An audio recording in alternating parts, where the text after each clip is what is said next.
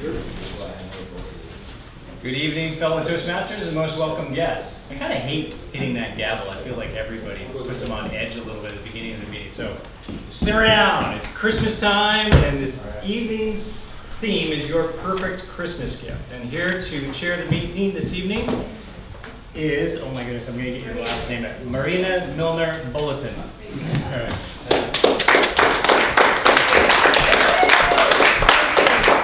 Hello everybody, I am so happy to see you, and I'm so excited we have such a beautiful room. People who are new to our club can appreciate how wonderful it is to come here. It is all decorated, it is also warm, and we don't have rain. What else can you ask for? So I'm super happy to see you all. Thank you for coming. Today we have a full packed agenda. I'm very excited about it because I don't think Mina and Marina will almost have the same name. You just remove a couple of letters in mine and you get Mina. We didn't have enough people to sign up last time, and look at the feedback, look at the participation. I'm very grateful for all of you who signed up and decided to show up and to evaluate or to speak. It is wonderful. We're going to talk about the perfect gift. It is a little bit funny and ironic that I am one of the people who introduced Christmas, because I do not celebrate Christmas. I celebrate Hanukkah, which today is the second day of Hanukkah. It is absolutely a Hanukkah evening. So I brought, for people who signed up, they decided to participate. I went to Siegel's and brought my favorite cookies. I bought all they had. I couldn't buy more because they didn't have more. So I brought it for you. So during the break, everybody who participated will take one. I wanted to say thank you. And now we're going to introduce our greeter. In our club, we always have a lot of guests. If we wanted our greeter today, who is, actually, it's so embarrassing that I forgot. It is Jessica. Thank you, Jessica. Thank you. And I know that the last name is spelled with two words separate. Yeah, Jessica DeBoer is our greeter, and she came on time early, and she introduced each one of the guests. Jessica, thank you.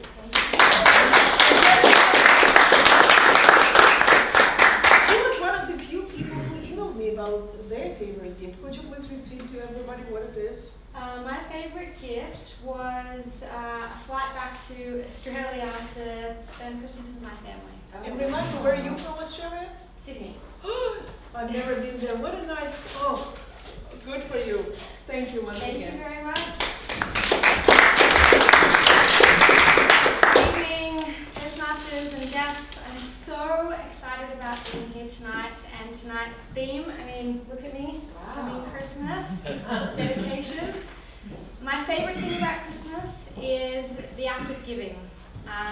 Sure, I love to receive a few gifts, but there's nothing more exciting about seeing the delight on someone's face when they open up a gift and you've really nailed that gift. And I have a feeling that I'm about to see that delight on all of your faces tonight, because Santa has been very good to us.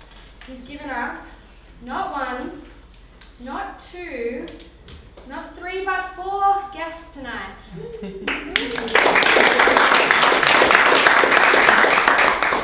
Every guest, I'd like to please welcome you to stand up and say a couple of quick words about yourself and why you're here tonight when I say your name. So please, everyone, welcome Graham. Hi everyone, my name is Graham. I'm an entrepreneur by trade. I know Nancy. She came here and told me how good the club was and how fun it was. I went on Toastmasters online, and there's like 30 clubs around downtown, and I just don't have time to figure them all out, so I really went with word of mouth. She spoke very highly of you, so it's my first time here. It looks like a lot of fun. My goals of coming to a Toastmasters is to keep my public speaking very sharp and see what I can learn from the rest of you. We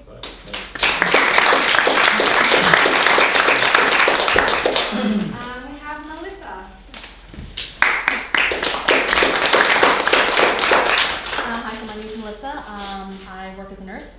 This is my 3rd time coming as a guest, and I came here to improve my public speaking skills. Since it's my 3rd time, I'll probably be signing up after this.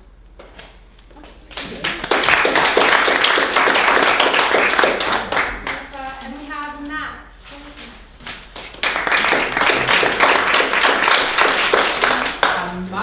just moved from Victoria this weekend. Actually, I'm a Toastmaster in Victoria, and one of my members used to be in this club. Her name is Christine Yacker, and she told me you are all good speakers, so I have to come to see you. So that's why I'm here, and I'm looking for a club in Vancouver, but I just moved.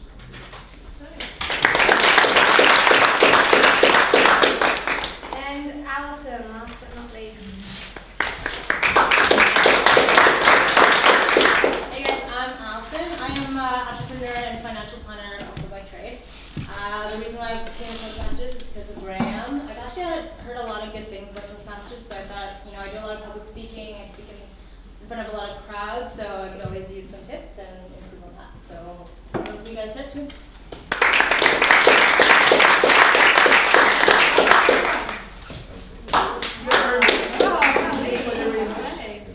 Otherwise, you'll eat it all up. And people who work hard will not get one.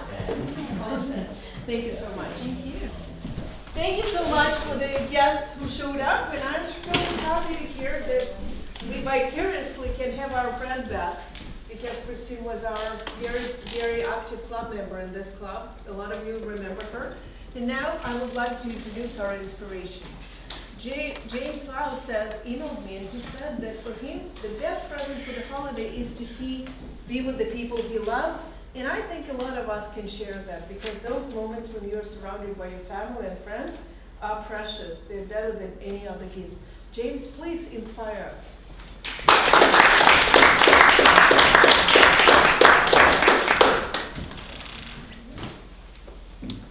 Show of hands, how many of you here want to be great? You want to be the best in your industries, and you want to stand out among your peers? Thank you. Good evening, fellow Toastmasters and most welcome guests. What does it mean to be a dreamer? I was on the bus the other day on my way downtown, and it was around a busy period, so around 5 p.m., and there were a lot of people downtown. There were people from all races, cultures, and different careers. So they were walking by the bus, and a thought struck me. Why are we trying so hard to be great and to stand out? There are 7.53 billion people in this world. Why should you be that person to stand out and be great? Honestly, you have a higher chance of winning the lottery than to stand out. Winning the lottery is about 1 in 14 million. Trying to stand out is about 1 in billions and billions of people. So why are you trying so hard? Life is easier if you just float through life and just settle for mediocrity.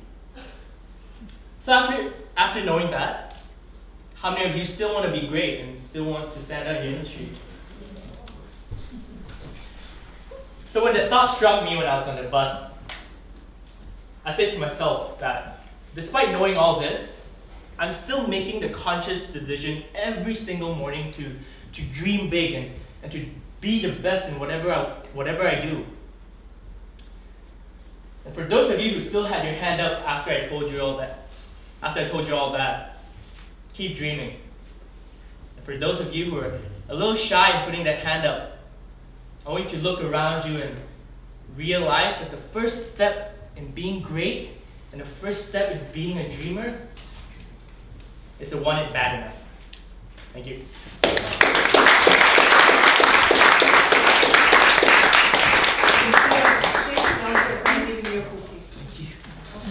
Today I'm breaking the rules of Toastmasters in honor of Hanukkah and Christmas. Thank you very much, James. I appreciate that. And now, and it's better for me sometimes to have the agenda in my hand, so I don't need to be nervous. And now we're going to ask a person who's going to help us to make sure our meeting is on time. And when I asked Jeff what he would like for Christmas, he said that he does not celebrate Christmas, but he celebrates Chinese New Year in February. And I know that even for people who do not celebrate a specific holiday and people around you to celebrate, we still enjoy the time of celebration. We're happy to see other people happy, and we can give the gift of friendship to all people around the holiday and to congratulate everybody and wish them a wonderful holiday season. So Jeff, please help us with the time.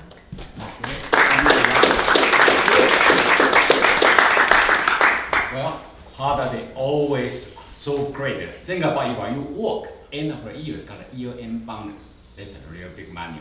Got it. Okay. Okay, the job for timer is control the hold the meetings on time. So I'm the traffic light. So if you are in the table topic, you have 2 minutes, then 1 minute I will give a green light, and 1 minute half. You know what? And 2 minutes I will give a red light. Then you need to finish within the 30 seconds.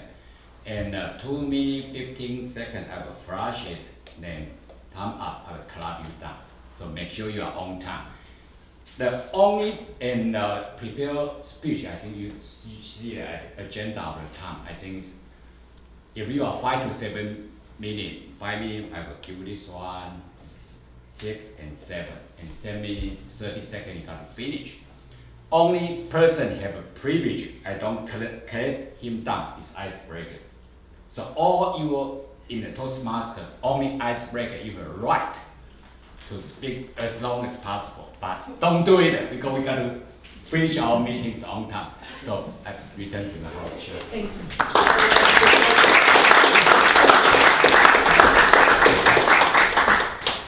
And now I wanted to mention that I am very grateful to Liam, who's over there, who came and right on the spot he said, yes, I can help because we have only one precious spot left, and it is the table topic evaluator. I think it wasn't hard for me to convince Liam because he almost volunteered by himself to take on this role. We are 100% full. It's amazing. I'm very excited about that. And now, Kerry. Kerry emailed me and immediately said that he is going to help us with the meeting because we needed an ad counter. I meet people every day at work who keep saying, us, you know. It is so annoying that it is almost hard to listen to the ideas when the speech is interrupted. So Kerry is going to help us to get rid of those words, and he'll explain how he's going to do it. Kerry, please.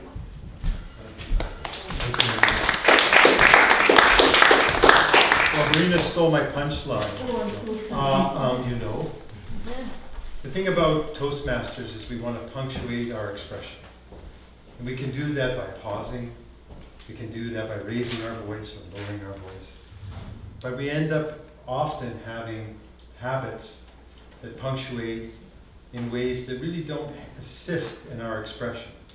And it's with those words that Marina mentioned, but it's also things like What's the most common one in the English language in this part of the world? A. A, like, Kind so, of, sort of. kind of, sort of, Honestly. yeah. So far I'm the 10th person to stand up here tonight.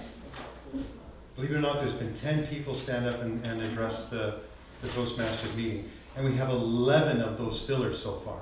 So we want to get our goals against average down, and I'll report on what that is later in the meeting. Thank you, Kerry.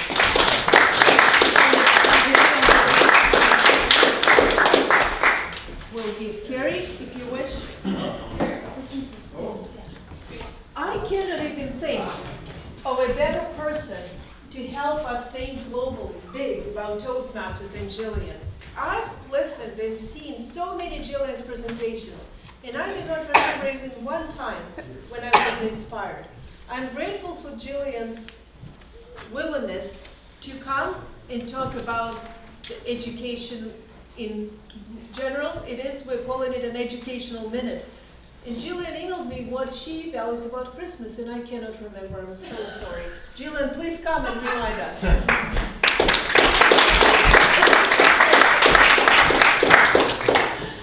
It was my Barbie Olympic ski village that I got when I was about 8. Because I was not allowed to have Barbie growing up and I didn't even realize I wasn't allowed to have Barbie until much later when my mom told me, yeah, no, Barbie's a bad role model for girls, so you didn't have Barbies. But the athletic Barbie is okay.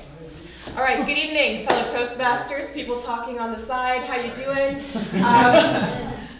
Tonight I'm going to share a couple things with you. First of all, I'm going to talk to you a little bit about my educational goal for myself in the next few weeks, and hopefully inspire you also to consider what is your educational goal for the rest of the year, and perhaps into the new year as well.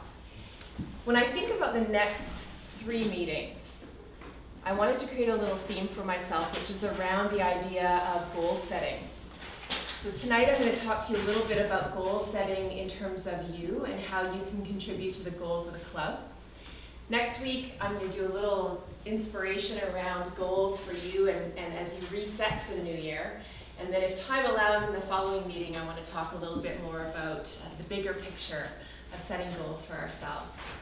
So tonight, I'm going to talk to you about what we call the Distinguished Club Program. Really exciting stuff. It's this great big sign right here. And someone talked about 10. There had been 10 speakers so far, so the theme is 10. Our club here has rated in the top 10 in the world several times. Doug has been party to that. And there are 10 categories each year. This sign probably won't mean a lot to a lot of people, but there are 10 categories each year that as a club we work to achieve. And that means you do something that contributes to it, I do something that contributes to it, Marina does something. And at the end of the year, when we achieve 10 out of 10, we become a President's Select Distinguished Club. Now, the great thing about that is we've done it for years and years on end, so it's just the baseline for us. The other great thing is it means that each one of you has done something that's elevated your own public speaking or communication or leadership ability by participating. And as a club, we've all elevated as well. So I was kind of hoping that my VP of Education and partner in crime from last year would be here because I was at a district event last Sunday evening, and this is our 10 out of 10 award for last year.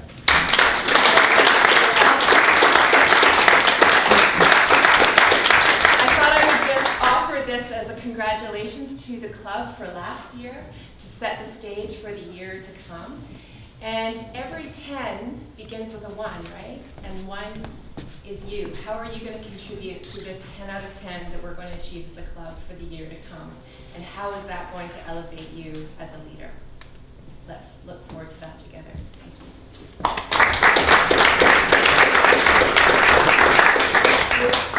Perfect.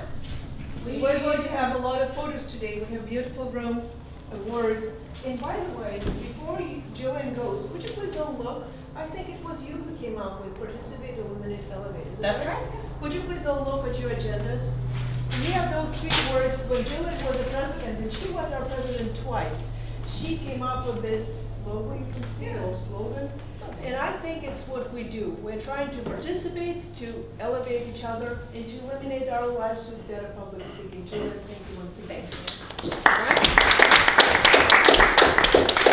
If you look at your agendas, you will see that we have very strict rules in who participates and when, but we have a slot where we are allowing anybody who decided to be lazy, not to come and sign up for a role, still to take part in the meeting, speaking of the cup. To do that, I'm going to ask for Eric Hutz, how do you pronounce properly, excuse me? Hutz, Eric Hutz, who volunteered to lead it, and I know he prepared amazing speeches, amazing questions. What I wanted to say, what Eric emailed me, I think resonated with me. He said, I have stuff. I don't need more stuff. I need to have people that I love around me during holidays and to have time, more time with the people I appreciate and value. I think a lot of us can resonate with that.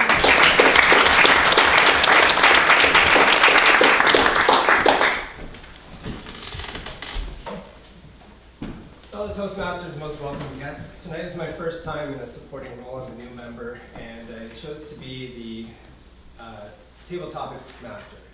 A couple of weeks ago, I was up here as a guest, and I tackled one, and I thought it'd be a good place for me to start. If you're not familiar with them, it gives you the opportunity to come up here and speak off the cuff. You have 2 minutes. I've created a bunch of topics. They're Christmas related. You have 2 minutes, and you have the opportunity to come up here and just think on your feet. Now, before we get started, I want to tell you about something that's really important to me, and that's my favorite Christmas ornament. Now, in my family, every ornament has a story. We get together, we decorate the tree, we tell those stories, and that's part of our Christmas holiday. So picture this, I'm 10 years old, and at this time it's just me and my dad, and we live in Southern California. It's mid-December, it's a Sunday, and it's 80 degrees and sunny. We decided to go for a bike ride. As we ride along, we come across a park, and this park happens to be having a Christmas fair. We walk around, and I find a Christmas ornament I like. It's a little teddy bear holding a gift, sitting on a wreath next to a mini gumball machine. Show it to my dad, he loves it, we buy it, and we cycle on. Now before we go home, we have to go to the grocery store, which happens to be on the other side of Ventura Boulevard. 3 lanes of traffic each way. We proceed to the middle because there's no traffic coming this direction. First 2 lanes, the cars stop and we proceed. As we proceed to the final lane, the curb lane, car pulls out of the driveway and approaches the intersection, comes to a stop. We proceed, but that car never actually stopped. The little lady driving the car that day had a stroke as she pulled out of the parking lot, and she didn't even know she hit us. My dad rolled off the hood. I didn't get as lucky. I was trapped under the car. I know I was behind the front tire because I still remember the tire and the shower sparks going over my head. I was hurt really bad. I couldn't walk for months, and I was out of school for a long time. Now, every Christmas when that ornament comes out, it comes in my hand, and we talk about how lucky we are to be alive and that day. And so, if that little bear and I can make it through that, I know you guys can handle 2 minutes up there. Any volunteers? If not, I'm going to throw out a finger and pick you. Anybody willing to come up? Come on up.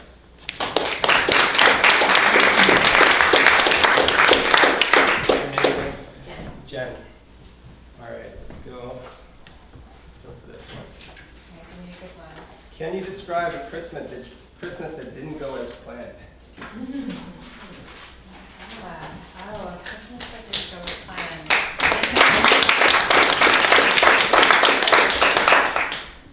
Hi, my name is Jen. Just on a side note, I've just moved back to Canada this year in May. I was living in Japan for 9 years. And this is my first Christmas home with my family, so I'm quite excited to be spending time with my family this year again. Thinking back to a time when things didn't go quite as planned, back when I lived in Vancouver previously, this is, I'm not sure, maybe around 2008 or 9, I was living in Vancouver and we had a crazy amount of snow. I'm not sure if some of you might recall that year, but there was a ton of snow. And my mom and my sister and I were supposed to be spending the holidays in Kelowna that year with my grandparents. And we had flights, we were all packed, we had all of our plans, and then all of a sudden, snow, a lot of snow. So Christmas Eve came and went, our flights were canceled and we weren't able to get out to Kelowna. So we went back to my mom's place and we were absolutely determined to get there to spend the holidays with my family. So we started Googling, buses and different modes of transportation. We eventually figured out that the highways were open again, and we were able to take the bus to Kelowna, which wasn't the greatest option. It's a bit slower and the highways were not super safe, but we were able to get there, and it was just a really great family time to spend together in Kelowna, and I really enjoyed. I'm really glad that we didn't give up on those plans, despite the fact that they didn't all come together exactly the way that we had planned. So, thank you.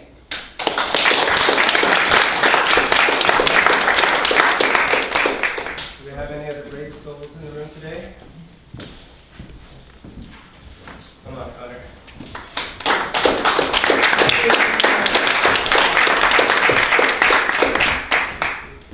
Alright, this is a good one. Do you have a favorite Christmas movie you can tell us about? Okay, thanks Eric. Hey guys, fellow Toastmasters and most welcome guests. My question is about my favorite Christmas movie. And to be honest, I don't really love Christmas movies that much. Well, actually, I don't really like Christmas that much either. I'm not religious or anything, but I do like the time that it gives you to spend with your family and those that are close to you.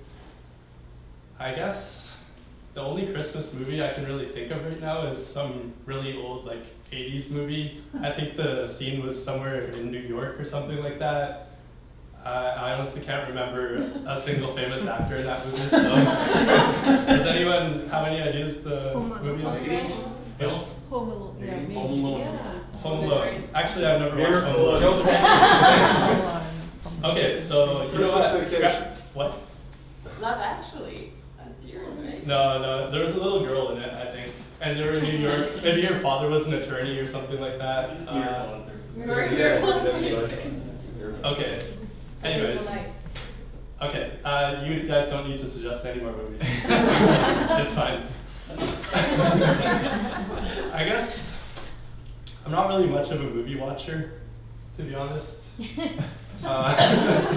So this question wasn't really the best suited for me, I would say. But you know what? Christmas is great. Who here loves Christmas? Raise your hand. Okay. Yeah. Anyways, I'm gonna go back and sit down now. So let's see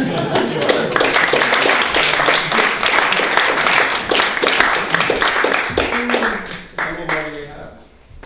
Do you want a We couple have at more? least one. Couple more? Okay, one more. One more, guys. Anybody?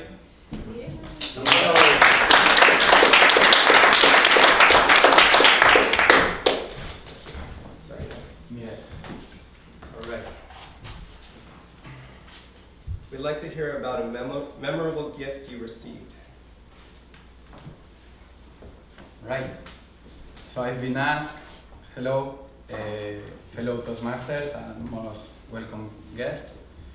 So I've been asked about the most memorable gift that I have received, and he didn't ask about if it was in Christmas.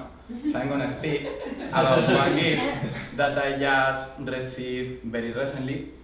I've been abroad my home, which is Madrid, for years already, 2 were in Scotland and 2 here in Vancouver. And I really miss my friends much more than my family, because I have the possibility of seeing my family very frequently through video calls and stuff, but not my friends that much because they have much more busy lives, right? So back in September, I met with my parents rather than they came here that they already been. We met in Ontario and Quebec. And very unexpectedly, my dad brought me one picture of 4 of my friends in the bench where we always used to spend our time, but I wasn't in the picture. So that picture had a second meaning, which is come back, you are not here, we miss you. It was really nice because I didn't expect it.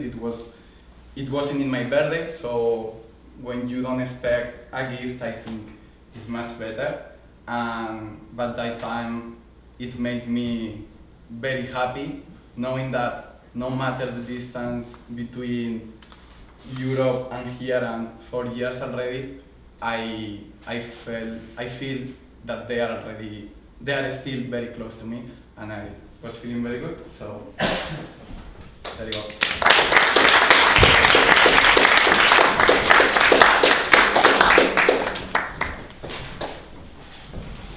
Thank you, Eric. Thank you.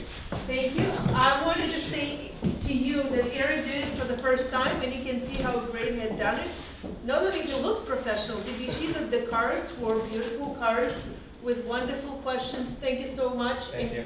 All volunteer to be table topics masters. Eric, one is for you. You earned it. Hard work. Yummy. He wants to look great. Okay, that's fine. And now we're going to give a little bit of time to our table topics evaluator. You know that everything in Toastmasters is evaluated. In order to allow Liam a few moments to think, we're going to ask another very special member. Chad is our surgeon at ours. He and Tina, they come early, they help to set up the room, and he's the guy who can bang this gavel, and although he does not like it. And when I asked Chad what is the best gift that he can think about, he said the smiles on his children's faces. And I think that is one of the best gifts a parent can get. When his or her kids are happy, we're happy. Chad, please make a joke.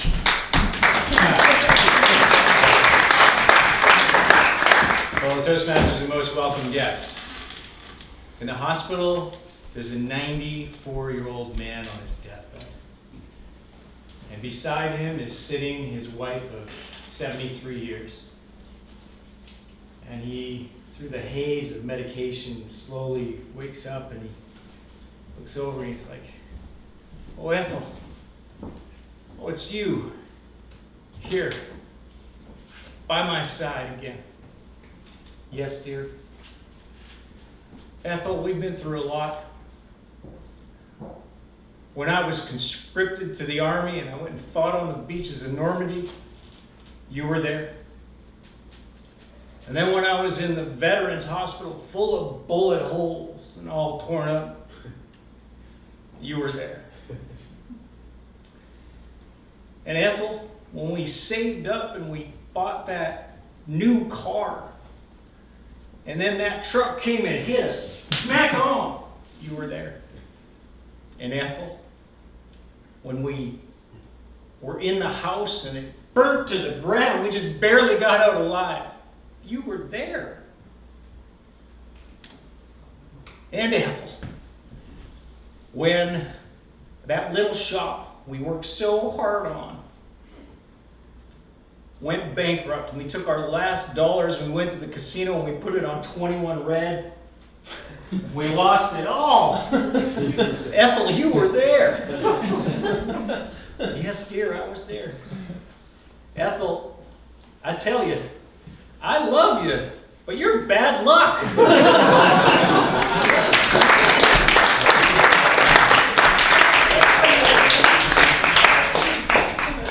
Thank you very much. And now, I was waiting for the punchline and thinking, what is going to happen? It is a great skill to have an ability to tell a good joke. Very often, it saves the day, and Chad, I think, did it. And now we're going to ask Liam. Liam is very young, and yet he told me that he would have liked, if he could, to turn back time as a Christmas gift. And you know why he would have liked to turn back time? Because he would have signed up to Toastmasters probably 10 years ago. Liam, go for it.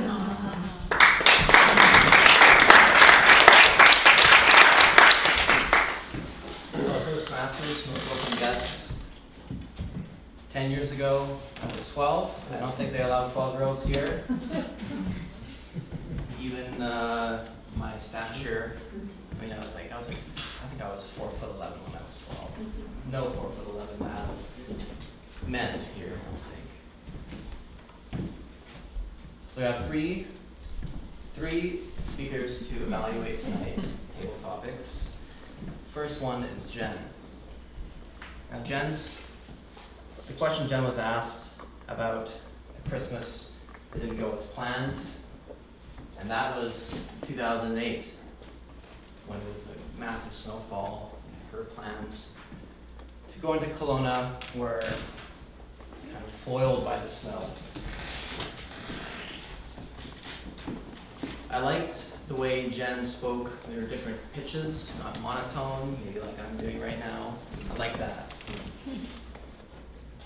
She started off kind of static, right here with her hands clasped, but as she moved along. She used a bit of the stage. And a point of improvement was ums.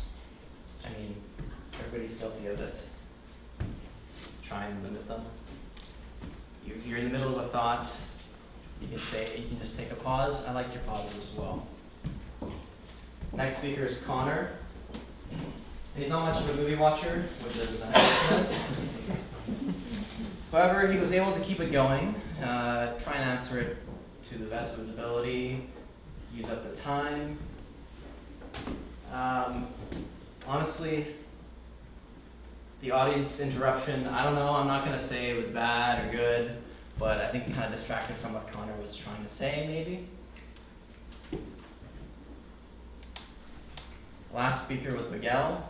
The question was his favorite or his memorable gift. Not necessarily a Christmas gift, and that gift was the picture of his friends that his father gave to him. I like his use of hand gestures, and he had good pace, wasn't rushing it. I encourage him to use the stage. And that's about it.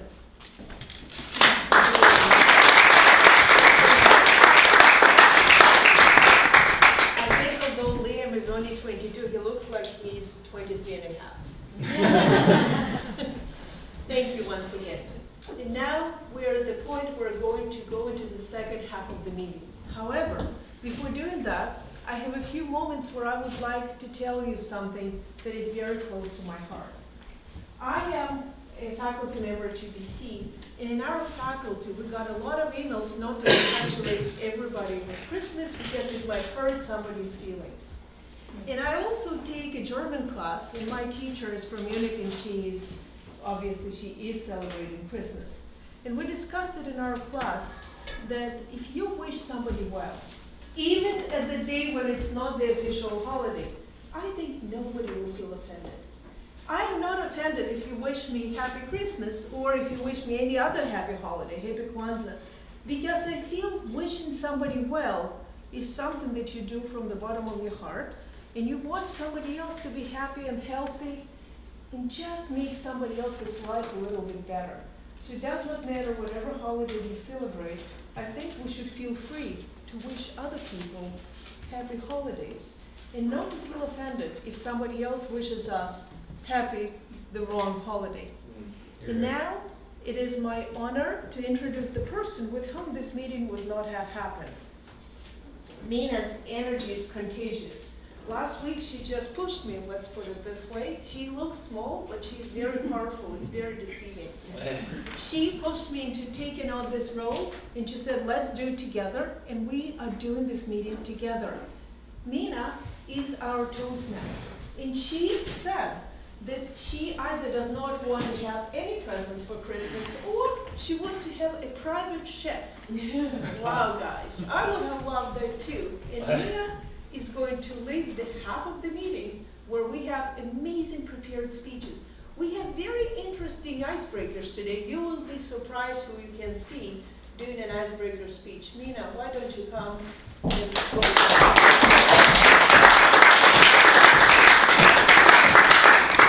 Thank you, Madam Chair. Good evening, fellow Toastmasters and most welcome guests. Can you imagine tonight's meeting is cancelled? I was just joking about it with Leon last week when actually Marina and Doug jumped into the rescue. So thank you both. Continue with the theme of Christmas. Apparently, there's something called clip-on man bun that you can buy for your friends. Just in case you have a hipster friend and you don't know what to give your friends. And also, if you have one of these office Secret Santa gift exchange, that would be a perfect gift. It's $7.99 on Amazon. And back to my role as a Toastmaster tonight. I'm going to introduce the speaker and the evaluators. This part for our guests, this is the formal part. I introduce our speakers. They will use the educational manual to prepare and deliver their formal speech. Tonight, we have 4 speakers. 3 of them are icebreakers. Usually, we don't clap down the icebreakers, but for Toastmasters, we also need to promise to run the meeting on time. So it's a good practice to just wrap it up when the red light is on. Sometimes you never know when things hit the fan, you need to get up. Our first guest is Doug Anderson. Doug has been a long-term member of the club, and he's a legend in the Toastmaster circle. Doug is, although he's not the founder of Club 59, but he has given our club our DNA, and he has shaped our culture as a club, as a tribe, and as a community. Doug shows us people like us do things like this. So please help me welcome Doug for his 10.1 versions icebreaker. Doug Anderson.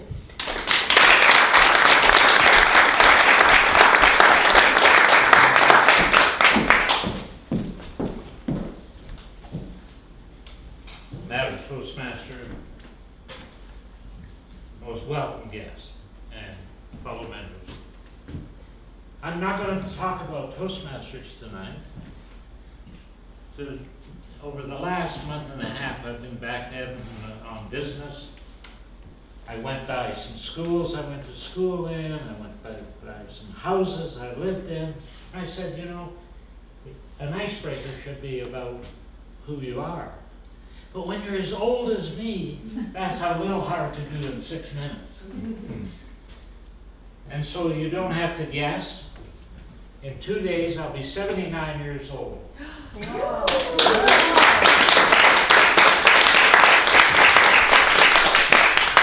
And I feel great. And a lot of that's because of you. Because I never miss a Monday, so I've got to be well for Monday morning. However, my life is not that way, so let me start. My dad joined the Army and went overseas a few months after I was born. So he started actually in the Army in September of that year. And for 5 years, I was spoiled because my mother had 6 sisters and they all lived together and they all babied me, and my grandmother especially. And that changed the day my dad got home. In 1945, he was all shot up. A tank shell came through a window, blew up in front of the man in front of him, actually blinded his eye. My dad's eye had 5 steel posts through his legs. And when he got home, the first thing he wanted to do was get me to be a boxer.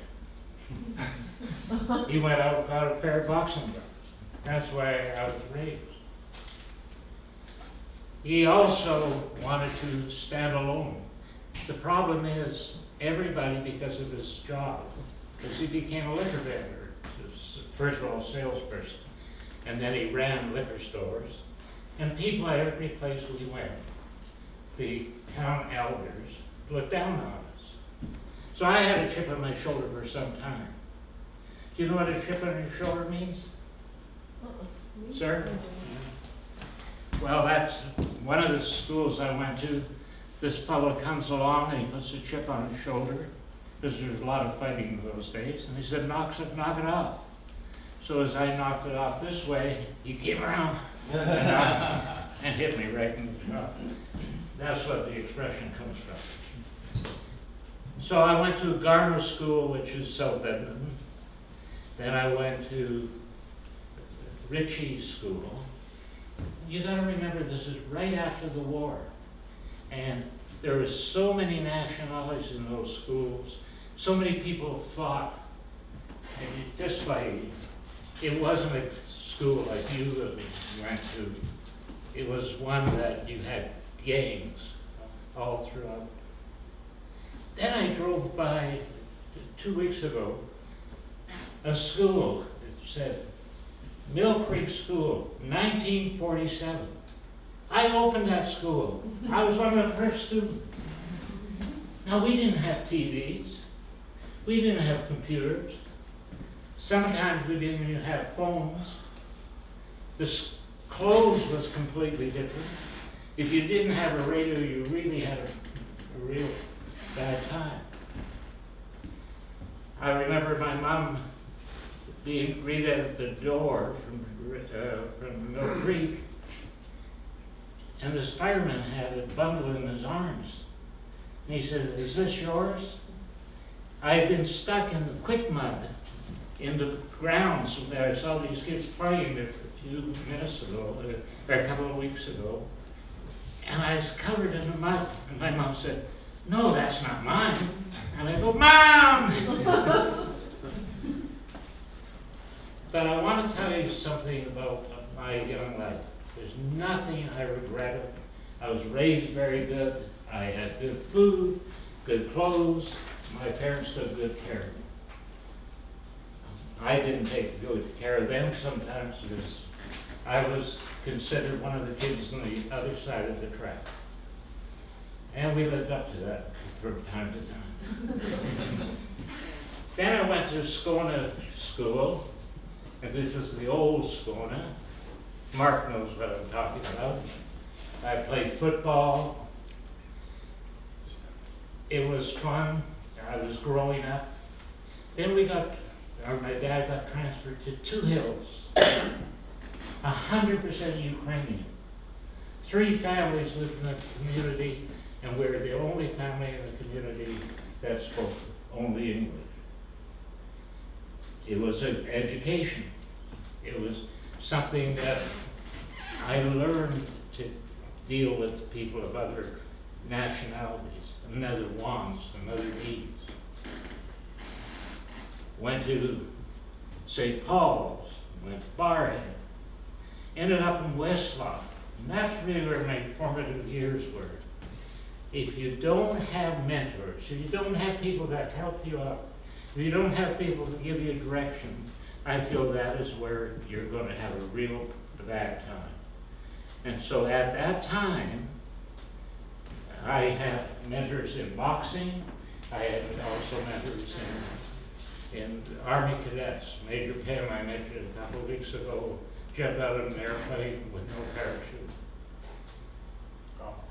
I see my lights going, but I have to finish the first few years of my life. In that time, I went to 3 Army cadet camps, met Tommy Chong, he was in my platoon, what a character, there and then. I boxed. I became runner-up to the Open Championship of Alberta, which meant no age or anything else. I was 14 years old when I lost to a 25-year-old. I was proud of that. My dad wasn't, and he told me I was a loser. That is not the way you mentor people, but that was my dad. But my dad was dying. My dad had leukemia, he had all these war wounds, he had 8 operations on his stomach. So he got me in a position to work in Fort McMurray. I was 16, I just turned 17. Flew up to Fort McMurray, got the word that I had to come back for the funeral, came back for the funeral, and I was taken care of by 5 of the roughest people you'll ever meet. But these people took me under their arms because they could have done nothing. They could have made me a laughing stock of the whole camp. But if I asked them to do something, they did it. And all my life I found that people have reached out, been kind enough, and sometimes kindness isn't the word, but to direct me which direction to go to. So that's the first 17 years. I have speeches about going to New Zealand and Australia before coming back, and my divorce, and joining Toastmasters. And I will put those in my pathway. But ladies and gentlemen, get a mentor in Toastmasters. Get somebody that can give you direction. Get somebody to give you motivation. And if you got problems, that you can talk to. Because I've been blessed to have some of the roughest